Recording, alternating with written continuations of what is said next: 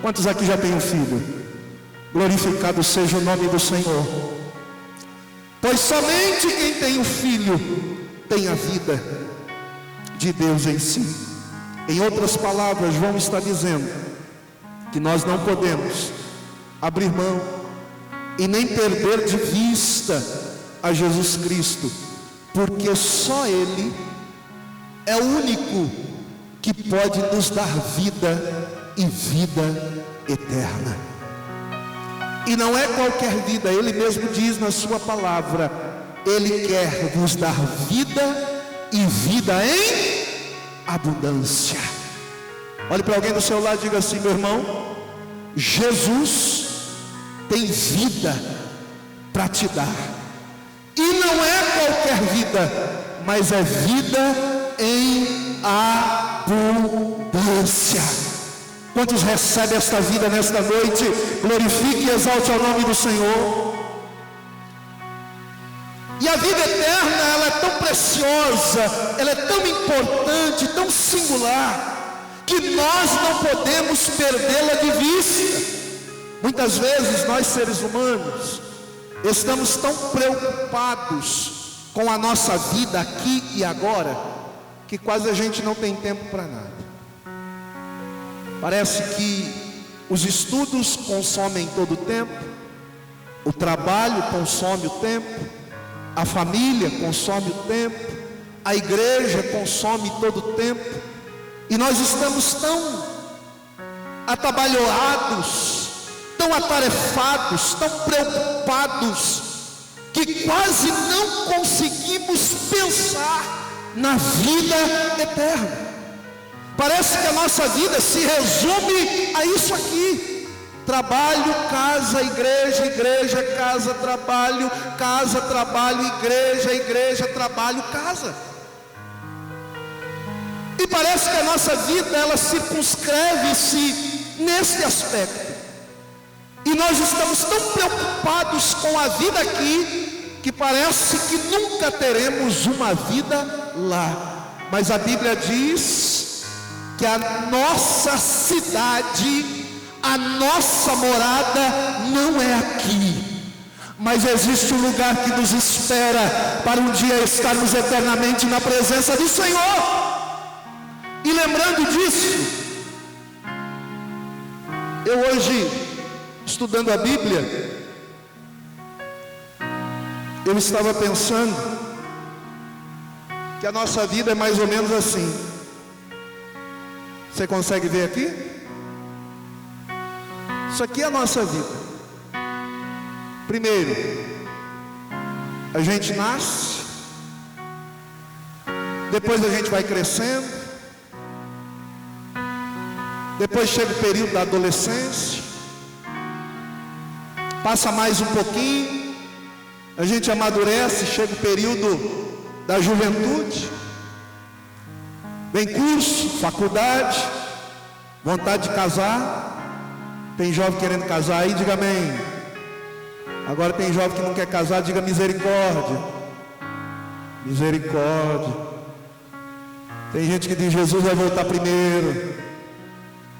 Aí chega o período que quer casar, constitui família,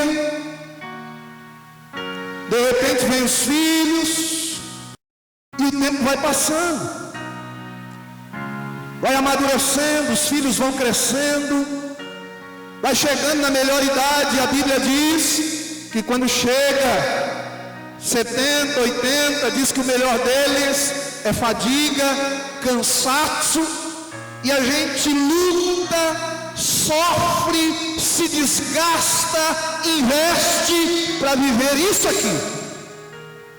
Mas a gente esquece que a gente tem tudo isso aqui para viver na presença de Deus, celebrando a ceia do Cordeiro, estando no céu de glória, vendo Jesus face a face. Lá verei meu pai, minha mãe, meus irmãos, verei Abraão, Isaque e Jacó. Andarei por ruas de ouro, muros de jaspe reluzente, posso viver só por aquele pedaço da vida, mas eu preciso viver por uma eternidade que existe e que não terá fim, onde estaremos para sempre na presença do Cordeiro de Deus. A Ele a honra, a glória, o louvor para todos sempre. Amém. Levante a sua mão para adorar esse Cordeiro de Deus que está presente nesta noite. Oh, aleluia. Pegue na mão do seu irmão que está do seu lado aí, em nome de Jesus.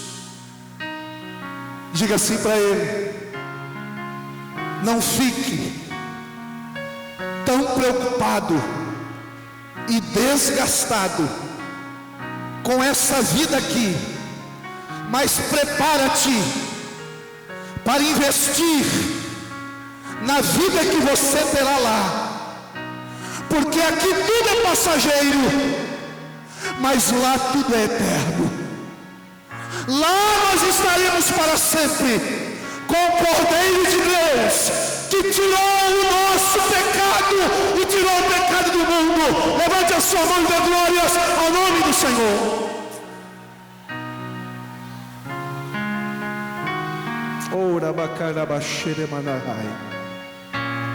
Glória seja dada ao Cordeiro de Deus. Glória seja dada ao Senhor dos Senhores.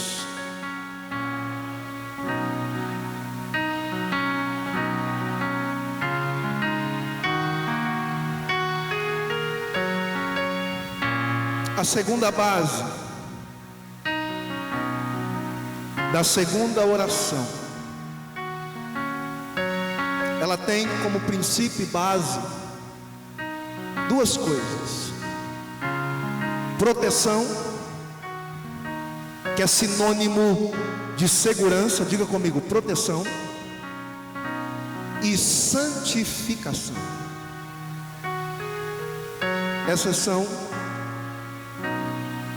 Esses são os dois pilares e a base da segunda oração que Jesus faz, que agora é a oração pelos seus discípulos. Primeiro ele fez uma oração por si, falando da sua glorificação e da glorificação do Pai na sua vida.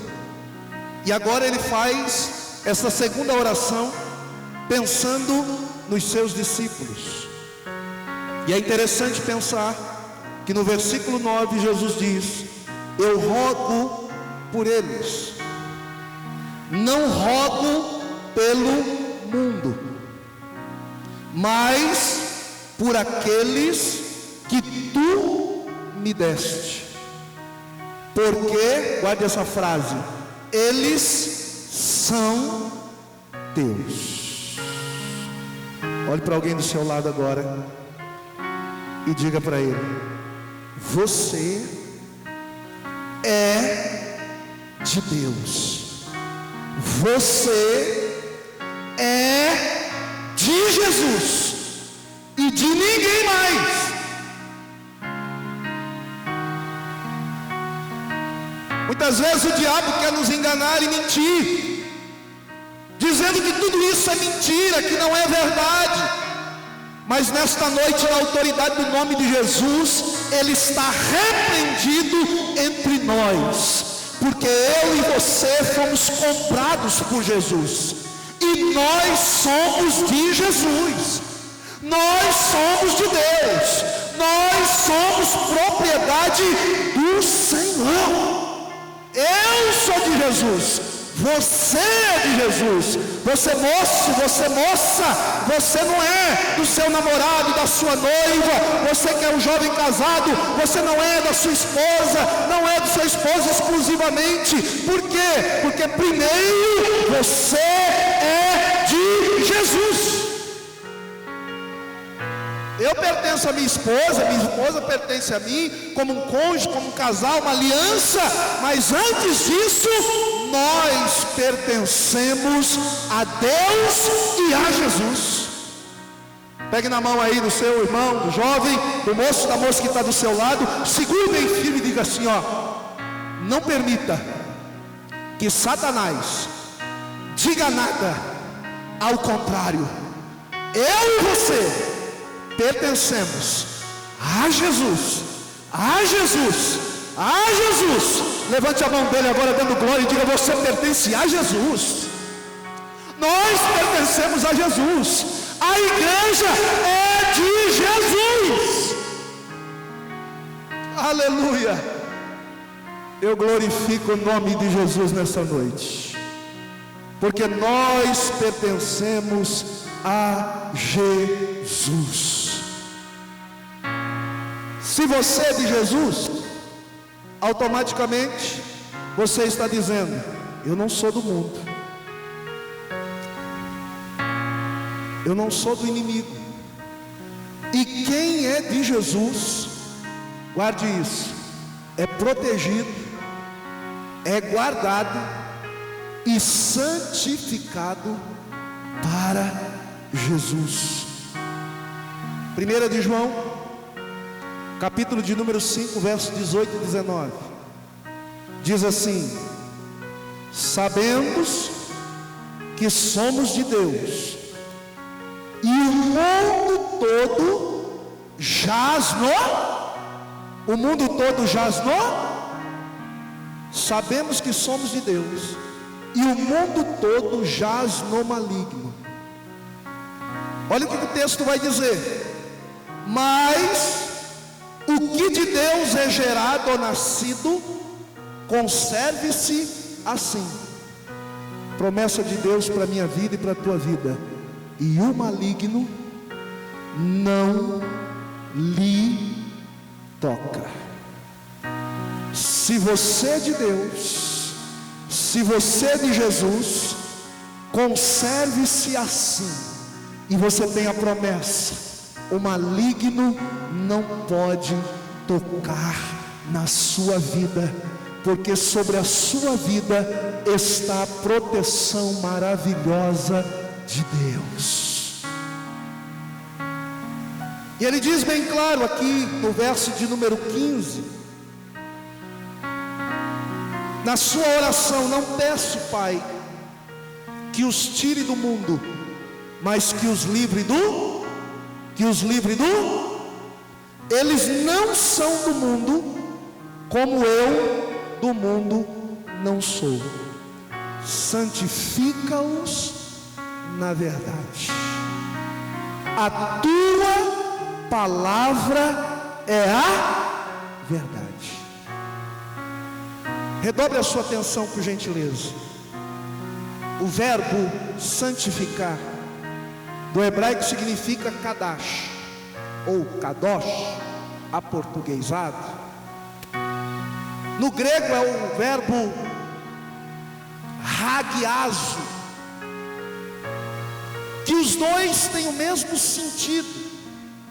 Significa santo, separado, consagrado para uso exclusivo do Senhor.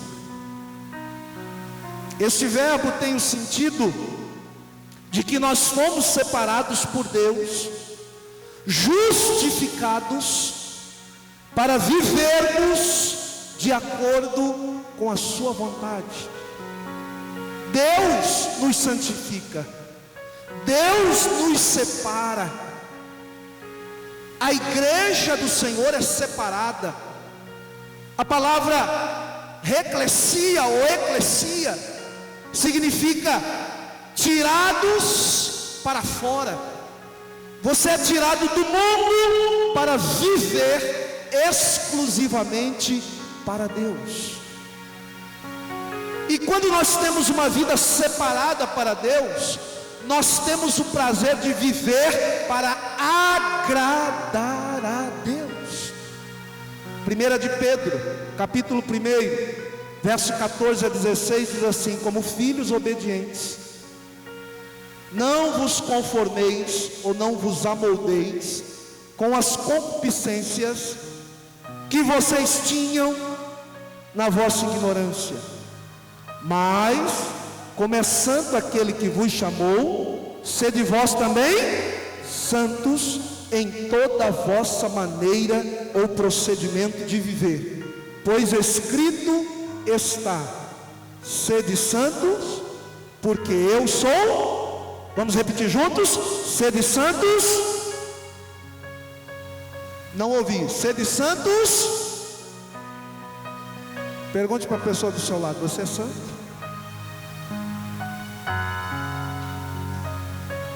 Tem santidade de Deus aí? Tem poder do Espírito de Deus aí? Tem vestes limpas diante de Deus aí? Se tem, você pode levantar a sua mão e dar glória nessa noite, porque Ele te separou para uso exclusivo dEle. Então a santidade deve fazer parte da vida do jovem, do adolescente, do irmão, da irmã. Mas está muito complicado nos últimos dias nós falarmos sobre um tema como esse: santificação, santidade, verdade, palavra. Porque as coisas estão todas invertidas. Há muita inversão de valores. Porque ao mesmo tempo que nós pregamos isso, tem gente dizendo: não, isso daí é besteira, isso daí é do passado. Isso não é assim.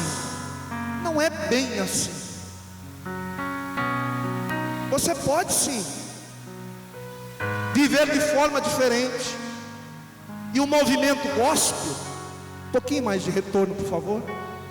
O movimento gospel diz que ser santo é caretice, é besteira, é coisa do passado.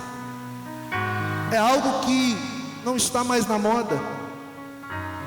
O legal é você, antes de uma celebração, de um show gospel, você tomar umas, você cheirar você fumar um baseado. E tem gente fazendo isso. Outro dia, conversando com uma mãe muito preocupada, ela disse: pastor, me ajuda em oração, porque minha filha congregava comigo na igreja, com o pai dela, com os irmãos, mas de repente ela recebeu um convite e ela foi numa outra igreja. Mas você sabe, eu não queria que ela fosse, mas eu prefiro minha filha numa igreja do que no mundo. Então, entre congregar comigo, eu preferi que ela fosse lá. Então a gente leva, a gente busca. Mas eu falei: qual é o problema então? Ela falou: não, o problema é que lá ela está saindo do culto e indo para a balada, e está bebendo, e esses dias ela chegou em casa embriagada. E eu preocupada, o que eu fiz como mãe? Fui lá falar com o pastor. E quando eu conversei com o pastor, eu fiquei assustada, porque ele disse: minha mãe, minha irmã, por que você está preocupada? Não é só ela que bebe, eu também bebo. E que mal que tem? Onde está na Bíblia que isso é errado, que isso é pecado? Então, para algumas pessoas, isso é plenamente natural. Para alguns, é natural o Halloween gospel, é natural a balada gospel, é natural o MMA gospel, é natural, vocês sabem disso, o carnaval gospel. Por quê? Porque eles dizem que para atrair o jovem, os adolescentes e permanecer na igreja, eles precisam desses atrativos. Mas eu quero, em nome de Jesus, dizer aqui que nós não precisamos de carnaval gospel, que nós não precisamos de Halloween gospel, nós não precisamos de balada gospel, nós precisamos de Jesus, nós precisamos do Espírito Santo, nós precisamos do poder de Deus, nós precisamos de uma vida consagrada ao Senhor. Porque não é essas coisas que segura jovem na igreja.